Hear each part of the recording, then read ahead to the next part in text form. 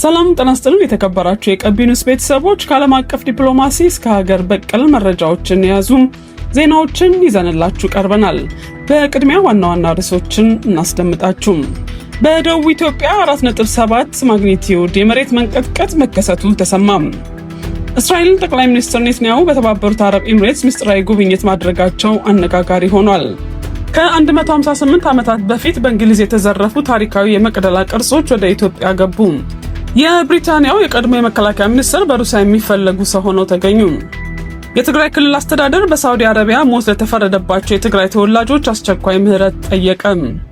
እነዚህና ሌሎችንም በርካታ አጫጭር መረጃዎችን በዝርዝር እናቀርባለን። እስከ ፍጻሜ አብራችሁን ብትቆዩ በአክብሮት እንጋብዛለን። እንግዳ ወርቅ ተፈራ ነኝ።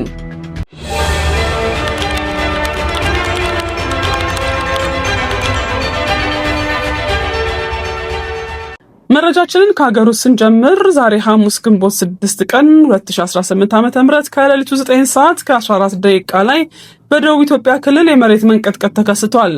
የዩኤስጂኤስ መረጃ እንደሚያሳየው የርዕደ መሬቱ የኃይል መጠን 4.7 ማግኒቲዩድ ደርሷል። ክስተቱ የተመዘገበው ከቱርሚ ከተማ በስተሰሜን ምስራቅ 41 ኪሎ ሜትር ርቀት ላይ ሲሆን ከጂንካ ከተማ 69 ኪሎ ሜትር ያህል ይርቃል። የመሬት መንቀጥቀጡ መነሻ ጥልቀት 10 ኪሎ ሜትር አካባቢ መሆኑ የተነገረ ሲሆን በማዕከሉ አቅራቢያ የሚገኙ አንዳንድ ሰዎች የንዝረት ስሜት እንደተሰማቸው ገልጸዋል።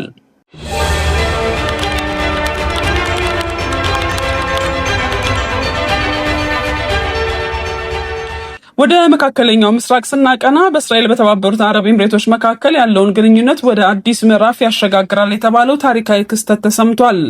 የእስራኤሉ ጠቅላይ ሚኒስትር ቤንያሚን ኔታንያሁ የሚያገሳው አንበሳ ተብሎ በሚጠራው ወታደራዊ ዘመቻ መሃል በተባበሩት አረብ ኤሚሬቶች እጅግ ምስጢራዊ የሆነ ጉብኝት ማድረጋቸውን ጽሕፈት ቤታቸው ይፋ አድርጓል። ጠቅላይ ሚኒስትሩ ከሀገሪቱ ፕሬዝዳንት ሼክ መሐመድ ቢን ዛይድ ጋር የተገናኙ ሲሆን ይህ ያልታሰበ ድንገተኛ እርምጃ በክልሉ ያለውን የደህንነትና የፖለቲካ ሚዛን በእጅጉ እንደሚቀይረው ይጠበቃል።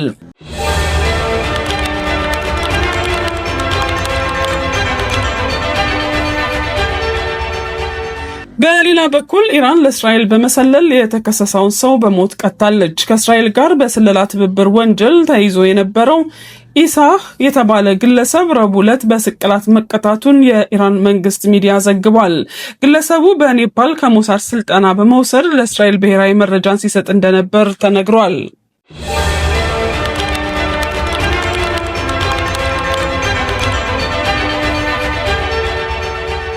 ወደ ኢትዮጵያ ስንመለስ ከ158 ዓመታት በፊት በእንግሊዝ የተዘረፉት ታሪካዊ የመቅደላ ቅርሶች ኢትዮጵያ መግባታቸው ተነገረም። የተመለሱት ቅርሶች የዳግማዊ አፄ ምኒልክ የወርቅ አምባር፣ የፀጉር ቁንዳላ፣ ዘለላና መቅደላ ላይ ሕይወታቸው ባለፈበት ወቅት ለብሰውት የነበረው የሸማ ሸሚዝ ልብስ ቁራጭ ናቸው። ቅርሶቹ በእንግሊዝ ጦር አዝማችና በሌሎች ወታደሮች ተወስደው በሙዚየሞች ውስጥ እንደነበሩ ተገልጿል። የቅርሶቹ ይፋ ርክክብ ግንቦት 7 2018 ዓ.ም ይካሄዳል ተብሏል።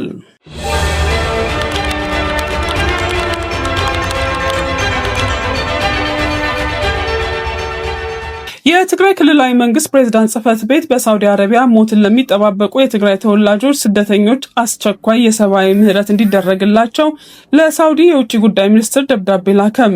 በፕሬዝዳንት ደብረጽዮን ገብረ ሚካኤል ተፈርሞ በወጣው ደብዳቤ ስደተኞቹ ወንጀለኞች ሳይሆኑ በጦርነትና በሰው ሰራሽ ረሃብ ምክንያት የተሰደዱ ንጹሃን መሆናቸው ተጠቅሷል።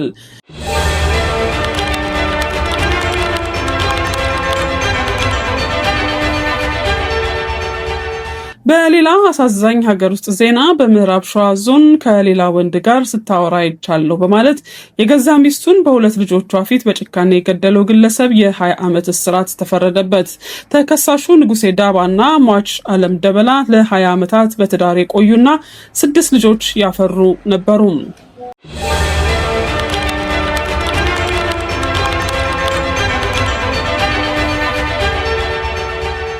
በመጨረሻም ዓለም አቀፍ አጫጭር መረጃዎችን ላስደምጣችሁ። ሩሲያና ብሪታንያ። የሩሲያ የሀገር ውስጥ ጉዳይ ሚኒስትር የቀድሞ የብሪታንያም የመከላከያ ሚኒስትር ቤን ዋላስን ሽብርተኝነትን በማጽደቅ ወንጀል እንዲታሰሩ ትዕዛዝ ማውጣቱን ተዘገበ።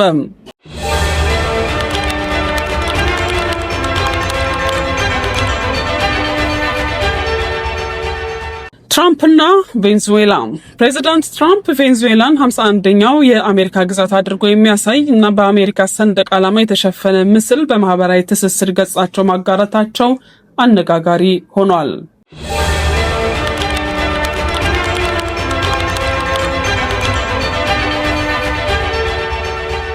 ወደ ናይጄሪያ ስንመጣ የናይጄሪያ ቀድሞ የኃይል ሚኒስትር ሳሌ ማማን 24.7 ሚሊዮን ዶላር በህገወጥ መንገድ በማዘዋወር ወንጀል ጥፋተኛ ተብለው የ75 ዓመት እስራት ተፈረደባቸው።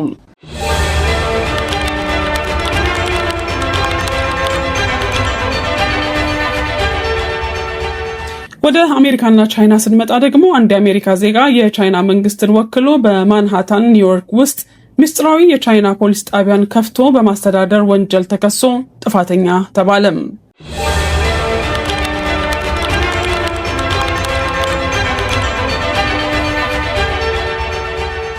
ለዛሬ ያዝንላችሁ መረጃ እነዚህ ነበሩ። ስለተከታተላችሁን ከልብ እናመሰግናለን። የቀቢ ኒውስ ቪዲዮ ላይክ፣ ሼር እና ሰብስክራይብ በማድረግ የቻናላችን ቤተሰብ እንድትሆኑ እንጋብዛለን። በሌሎች ወቅታዊ መረጃዎች እስክንመለስ ሰላም ሁኑ።